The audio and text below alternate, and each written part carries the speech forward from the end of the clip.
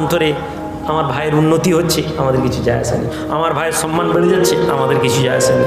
এরা না, আমার ভাইয়ের যদি কোনো ক্ষতি হয়, আমার ভাইকে যদি পুলিশ নিয়ে যায়, আমার ভাইয়ের যদি ব্যবসা লস হয়ে যায়, খুব মনটা ঘুরতি। হ্যাঁ, মুখে হচ্ছে আহা হা, সত্যি ঠিক না, ঠিক না, মনে মনে ঠিক হয়েছে।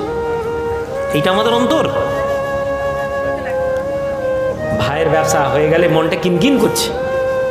ঘরে মিলাদের যে হুজুরকে দিয়ে মিলাদ করেছি, কী ব্যাপার, একটু বড় কাজ পেয়েছি, একটা ঘরে মিলাদ দিচ্ছি, মনের ভিতরে ব্যথা।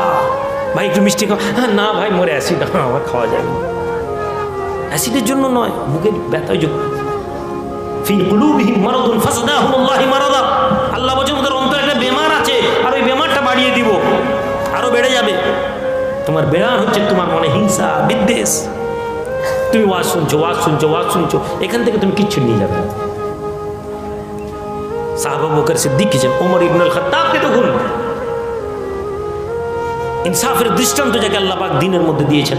ইনসাফের মধ্যে আল্লাহ রাসূল সাল্লাল্লাহু আলাইহি ওয়াসাল্লাম বলছেন, ওমর হচ্ছে সেই ব্যক্তি, ওমর হচ্ছে সেই ব্যক্তি, ওমর হচ্ছে সেই ব্যক্তি, আমার পরে যদি কোনো নবী আসতো তাহলে আমার আল্লাহ ওমরকে নবী বানাতেন। বলুন সুবহানাল্লাহ। আনা খাতিমুন নবীন ওয়ালা নবিয়্যা বাদি। আমি হচ্ছি শেষ নবী, আমার পরে কোনো নবী নেই, কিন্তু যদি কেউ হতো সেটা ওমর। এই মানুষ সাইয়্যিদুনা ওমর ইবনুল খাত্তাব বসে আছেন।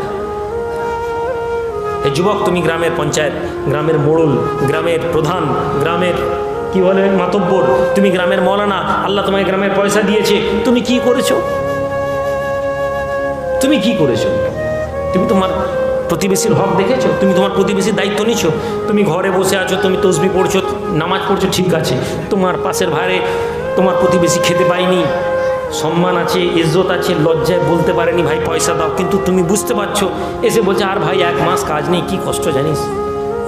সে হয়তো তোমাকে বলেনি যে আমাকে কিছু সাহায্য করো, কিন্তু ওই কথাটা বলার মধ্যে সে আত্মসম্মান নিয়ে থাকে।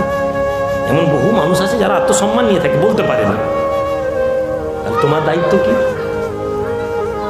তোমার হিরো আমিরুল মুমিনিন ওমর ইবনুল খাত্তাবকে দেখো, হিরো বানাতে হবে। হিরো বানাও তোমার লিডারদেরকে, সিদ্দিক আকবর, আবু বকর সিদ্দিককে তোমার হিরো বানাও। হিরো বানাতে গেলে উসমান বিন আফফানকে বানাও, হিরো বানাতে গেলে ওমর ইবনুল খাত্তাবকে বানাও, হিরো বানাতে গেলে আলী ইবনে আবি তালিবকে বানাও। তোমার জীবন বদলে যাবে।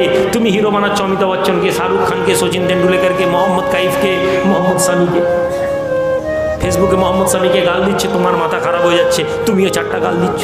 কে সামি, কে কাইফ, কে শাহরুখ খান, কে সালমান খান, কে? আল্লাহর বান্দা, তার আমল আছে, তার সাথে যাবে। আমার কি? তোমার মসজিদের ইমাম সাহেবকে গাল দিচ্ছে, তোমার গায়ে নেই।